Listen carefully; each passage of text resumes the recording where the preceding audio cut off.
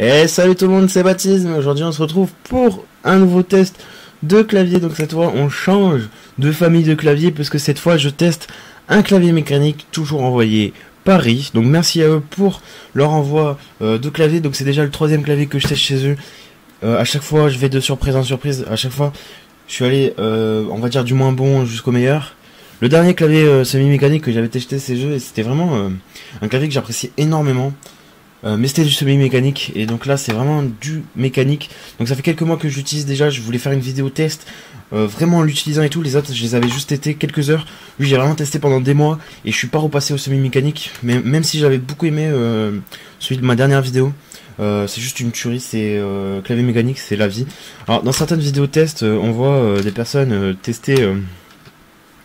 le clavier au bruit, je trouve ça complètement absurde. Faut savoir que oui, effectivement, le clavier mécanique, ça fait du bruit. Là, ce sont des switches bleus, hein, pour ceux qui s'y connaissent. Donc oui, ça fait du bruit.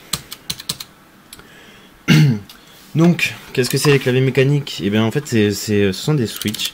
Donc les switches, c'est quoi? C'est la partie blanche, là, avec le truc bleu, je crois. Ou alors le switch, c'est juste le truc bleu.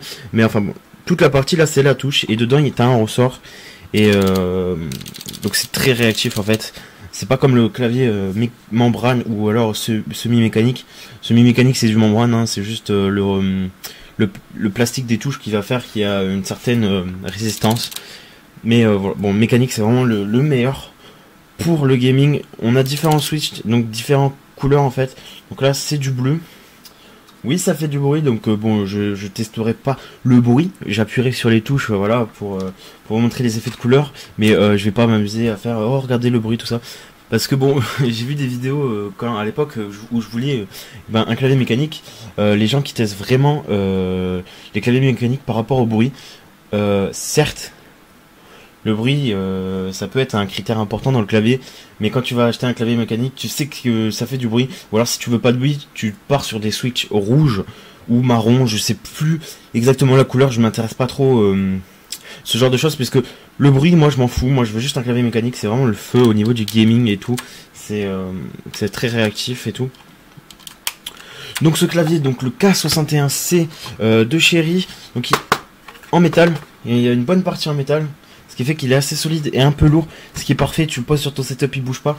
Enfin, un petit peu quand même, ça dépend si tu vas vraiment en mode bourrin. Non mais vraiment, il tient en place et tout, il bouge pas. C'est vraiment un truc génial.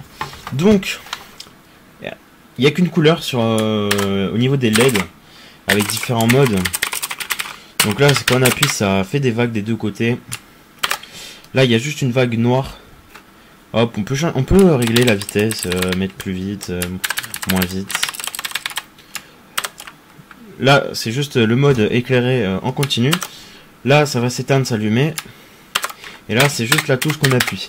Donc moi, le mode que j'utilise, c'est vraiment anecdotique, mais c'est juste la vague noire là qui circule sur le clavier, parce que moi, j'aime bien voir mes touches. C'est pour ça que j'aime bien les claviers LED. De toute façon, tout ce qui est semi-mécanique, mécanique, tout ça, s'il n'y a pas de LED sur ton clavier, c'est vraiment qu'il y a un problème, hein, parce que maintenant tout c'est avec des LED.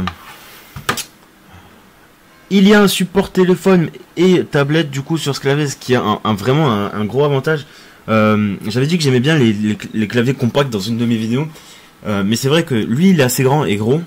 Mais le support tablette c'est vraiment parfait pour tu poses ton téléphone et tout quand tu joues. Alors là j'ai un vieux téléphone un peu cassé pour vous tester parce que je filme avec mon téléphone. Donc voilà, donc ça tient vraiment bien pour regarder une vidéo ou quoi, en même temps que tu joues, c'est juste parfait. Pour regarder tes messages ou quoi, tu poses ton téléphone sur le support intégré au clavier.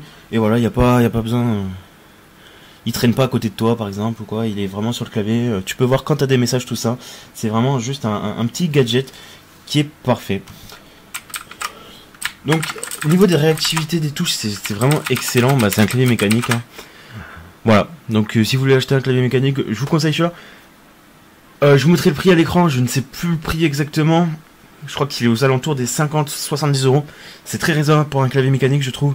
C'est parce que je crois qu'il n'y a pas moins cher. En clavier mécanique, c'est vraiment aux alentours des 50-70 euros les premiers prix pour les claviers mécaniques. Donc bien sûr, après on peut monter plus cher, hein, 130, 140, 150, 200 € pour certains claviers. Mais celui-là, il fait le taf pour le prix. C'est vraiment un très bon clavier, je trouve.